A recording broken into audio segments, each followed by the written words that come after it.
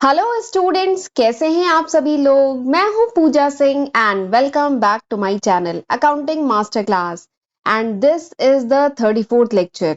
ये मेरा 34th lecture है on the subject human resource management. And इस टाइम हम लोग पढ़ रहे हैं चैप्टर परफॉर्मेंस अप्रेजल। काफी इंपॉर्टेंट चैप्टर है ये। तो हमने पिछले लेक्चर वीडियो में ये चैप्टर स्टार्ट किया था परफॉर्मेंस अप्रेजल का, एंड आज हम इसी को कंटिन्यू करेंगे। ठीक है, बट लेक्चर स्टार्ट करने से पहले एक बार मैं आपको शॉर्ट में बताना चाहती हूँ कि जो पिछले लेक्चर वीडियोस थे, 32 लेक्चर वीडियोस में हमने कौन कौन से टॉपिक कवर किए हैं। तो एक बार वीडियो को पॉज करके देख लीजिए। ये सारे टॉपिक्स जो आपको स्क्रीन पे इस टाइम दिख रहे हैं, ये बहुत डिटेल में विद दीज सब टॉपिक हमने बहुत डिटेल में पिछले लेक्चर वीडियोस में डिस्कस किया है। इवन एचआरएम की एक सेपरेट प्लेलिस्ट मेरे चैनल पे है जिसमें मैं बहुत डिटेल में ये सारे ही टॉपिक पढ़ा चुकी हूँ। तो आप ये जो प्लेलिस्ट है एचआरएम की, ये आप रेफर कर सकते हैं। ठीक है, एंड इस समय हम लोग जो पढ़ रहे हैं चैप्टर पढ़ रहे हैं परफॉर्मेंस अप्रेजल, जिसमें पिछले लेक्चर वीडियो लेक्चर नंबर 33 में मैं बहुत डिटेल में बता चुकी हूं about the meaning of performance appraisal. Performance appraisal का क्या मतलब है, क्या इसके फीचर्स हैं and what are its purpose. Performance appraisal का पर्पस क्या है, पर्पस कह लीजिए या कह लीजिए ऑब्जेक्टिव क्या है, या कह लीजिए यूटिलिटी क्या है, क्या जरूरत है परफॉर्मेंस अप्रेजल की, क्या ऑब्जेक्टिव है परफॉर्मेंस अप्रेजल का। ठीक है, अलग अलग तरीके से पूछा जा सकता है पर बात वही है। तो वो हमने ये 3 टॉपिक पिछले लेक्चर वीडियो में डिस्कस किया था, एंड आज हम इसके आगे पढ़ेंगे। आज मैं आपको बताऊंगी प्रोसेस ऑफ परफॉर्मेंस अप्रेजल। जो परफॉर्मेंस अप्रेजल है उसका प्रोसेस क्या है वो हम आज समझेंगे। ठीक है, तो चलिए फिर बिना टाइम वेस्ट किए जल्दी से आज का लेक्चर हम स्टार्ट करते हैं। Performance appraisal process. Performance appraisal process. तो परफॉर्मेंस अप्रेजल तो मैं पिछले लेक्चर वीडियो में बता चुकी हूं। परफॉर्मेंस अप्रेजल 2 वर्ड से मिलकर बना है, परफॉर्मेंस प्लस अप्रेजल। परफॉर्मेंस मतलब एम्प्लॉय जो भी परफॉर्म कर रहा है, जो भी अपना टास्क परफॉर्म कर रहा है, ठीक है, उसको अप्रेज करना, यानी उसका जो टास्क है उसको इवेलुएट करना, उसको एसेस करना, उसका मूल्यांकन करना कि how the employee is performing on the job. Employee कैसा परफॉर्म कर रहा है अपना जॉब को। ठीक है, एम्प्लॉय किस तरीके से एम्प्लॉय इज परफॉर्मिंग वेल और नॉट। ठीक है, ये किया जाता है परफॉर्मेंस अप्रेजल में। तो परफॉर्मेंस अप्रेजल एक प्रोसेस है जिसके तहत ऑर्गेनाइजेशन एसेस करती है कि how the employee is performing on the job. Employee अपनी जॉब पर कैसा परफॉर्म कर रहा है। तो ये कैसे होता है, परफॉर्मेंस अप्रेजल के थ्रू। ठीक है, एंड बताया था ना परफॉर्मेंस अप्रेजल एक प्रोसेस है। ठीक है, तो प्रोसेस है इसका मतलब क्या हुआ कि there is series of step. Process है यानी क्या है, इनमें स्टेप्स है। परफॉर्मेंस अप्रेजल ऐसे ही नहीं होता, रेंडमली नहीं होता, अनप्लान नहीं होता। There is a plan systematic sequence of step.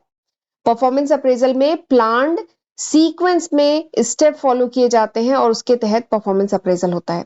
तो इसीलिए परफॉर्मेंस अप्रेजल क्या है, ये एक प्रोसेस है। ठीक, तो वही आज हम प्रोसेस पढ़ने वाले हैं, परफॉर्मेंस अप्रेजल के प्रोसेस। ठीक है, तो इसमें 5 बेसिक स्टेप होते हैं परफॉर्मेंस अप्रेजल में। परफॉर्मेंस अप्रेजल में 5 बेसिक स्टेप होते हैं। सबसे पहला स्टेप क्या होता है, इस्टेब्लिशिंग द परफॉर्मेंस स्टैंडर्ड।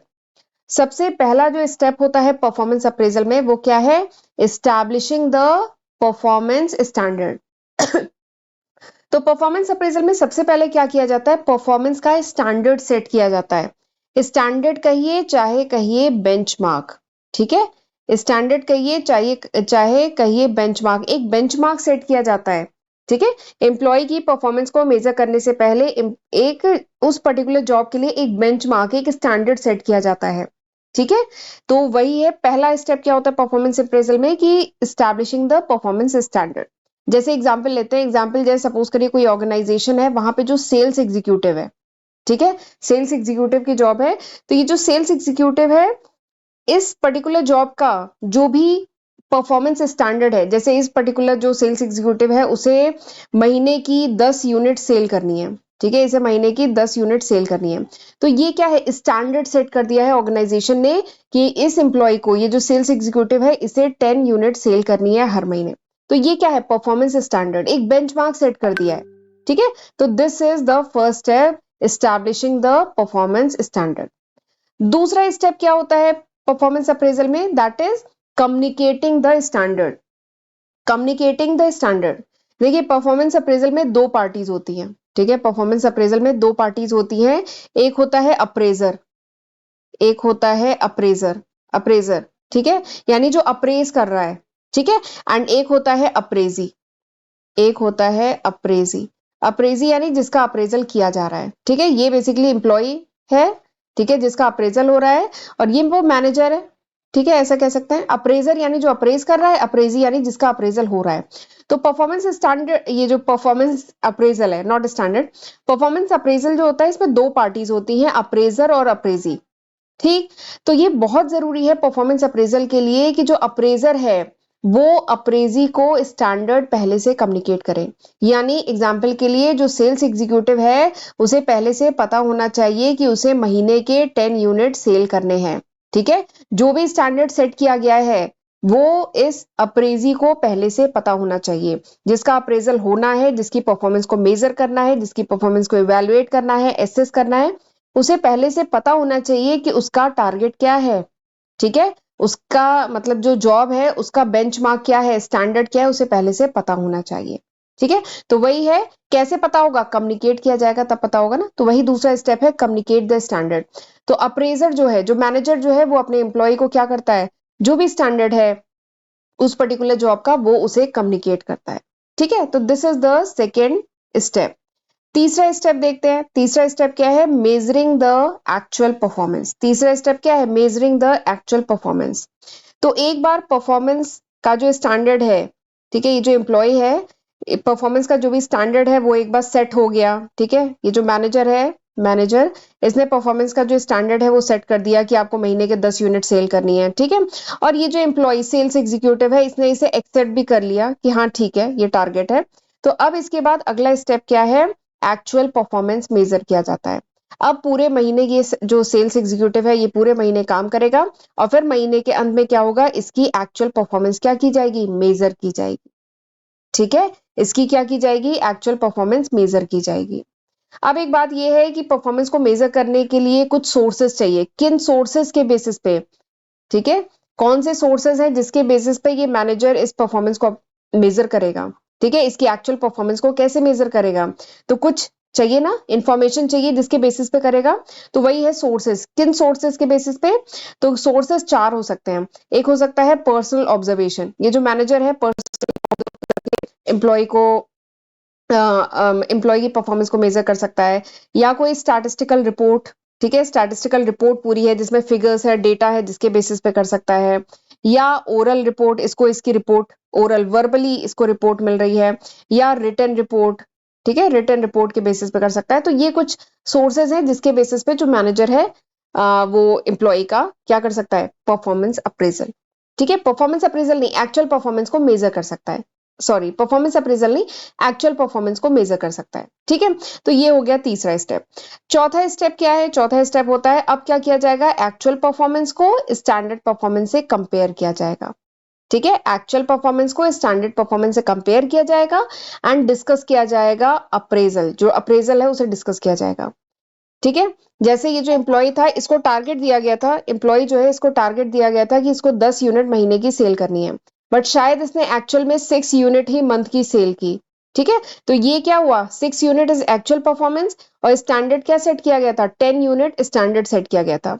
तो वही चौथा स्टेप है, अब कंपेयर किया जाएगा एक्चुअल को स्टैंडर्ड के साथ, और जो भी इसका जो रिजल्ट है वो अप्रेजी के साथ डिस्कस किया जाएगा, ठीक। तो ये हो गया चौथा स्टेप। एंड पांचवा स्टेप क्या है, टेकिंग करेक्टिव एक्शन। अगर देखिए अब यहां पर ऐसा भी हो सकता है कि 10 यूनिट का टारगेट दिया था, अप्रेजी ने 12 यूनिट जो है सेल कर दी, ऐसा भी हो सकता है। 10 यूनिट का टारगेट दिया था, इसने 8 यूनिट ही सेल की, ऐसा भी हो सकता है। तो दोनों केस बन सकते हैं, बट अगर 12 यूनिट सेल कर दी तब तो बहुत अच्छी बात है, बट अगर 8 यूनिट सेल की है then there is a requirement to take corrective action. यानी अगर कम यूनिट सेल की है, स्टैंडर्ड से कम परफॉर्म किया है, तो इसका मतलब क्या है, कुछ करेक्टिव एक्शन लेने की जरूरत है, जो परफॉर्मेंस है उसमें इंप्रूवमेंट की गुंजाइश है, इंप्रूवमेंट करने की जरूरत है, ठीक है। तो वही पांचवा स्टेप है, टेकिंग करेक्टिव एक्शन, ठीक है, पांचवा स्टेप क्या है, टेकिंग करेक्टिव एक्शन। तो यही 5 सिंपल स्टेप होते हैं परफॉर्मेंस अप्रेजल के, ठीक। परफॉर्मेंस अप्रेजल मतलब जो एम्प्लॉय है उसकी जो परफॉर्मेंस है, उसका जो काम है, उसका जो जॉब है, जो काम परफॉर्म कर रहा है, उसका जो वर्क परफॉर्म कर रहा है, उसको इवैल्यूएट करना, उसको एसेस करना, that is performance appraisal. And ये एक सिस्टमैटिक पीरियोडिक प्रोसेस है, और इसमें 5 स्टेप हैं। इसमें क्या है, 5 स्टेप हैं। एक बार रिवाइज कराती हूँ शॉर्ट में। 5 स्टेप है। सबसे पहला स्टेप क्या है, स्टैंडर्ड सेट करना, परफॉर्मेंस का स्टैंडर्ड सेट करना। ठीक है। और दूसरा स्टेप क्या है, वो जो स्टैंडर्ड सेट कर दिया उतने से काम नहीं चलेगा, स्टैंडर्ड को एम्प्लॉय को कम्युनिकेट भी किया जाता है, बताया भी जाता है कि उनसे क्या एक्सपेक्ट किया जा रहा है। ठीक है। तीसरा स्टेप क्या है, एक्चुअल परफॉर्मेंस को मेजर करना। चौथा स्टेप क्या है, एक्चुअल को स्टैंडर्ड से कंपेयर करना और अप्रेजी के साथ डिस्कस करना। एंड अगला 5वां स्टेप क्या है, करेक्टिव एक्शन लेना अगर जरूरत हो तो। ठीक है। तो ये 5 सिंपल स्टेप होते हैं परफॉर्मेंस अप्रेजल के। राइट। आई होप आपको ये समझ में आ गया होगा। तो चलिए आज मैं यहीं तक रखती हूँ। अगले लेक्चर में अब मैं डिस्कस करूंगी आपके साथ methods of performance appraisal. Performance appraisal हमने ये तो पढ़ लिया कि क्या होता है, बहुत इंपॉर्टेंट है, प्रोसेस क्या है ये समझ लिया, लेकिन करेंगे कैसे। ठीक है। परफॉर्मेंस अप्रेजल के लिए कुछ मेथड्स हैं। ठीक है। तो वो काफी इंपॉर्टेंट है। तो वो हम अगले लेक्चर में देखेंगे, methods of performance appraisal. Right. तो चलिए आज हम यहीं तक रखते हैं। और वीडियो पसंद आया हो तो प्लीज इसे लाइक करना मत भूलिएगा, और एक बार देख लीजिए ये वो लिस्ट ऑफ सब्जेक्ट है जो मैं आज की तारीख तक अपने चैनल पे अपलोड कर चुकी हूँ, यानी अप्रैल 2023 तक। ठीक है। तो चलिए फिर मिलते हैं अगले लेक्चर वीडियो में, और चैनल नहीं सब्सक्राइब किया है तो जल्दी से सब्सक्राइब कर लीजिएगा एंड नोटिफिकेशन बेल भी प्रेस करिएगा, तभी आपको मेरे अपकमिंग वीडियोस की नोटिफिकेशन मिल पाएगी। राइट। तो चलिए मिलते हैं अगले लेक्चर में, तब तक अपना ध्यान रखिएगा। God bless you.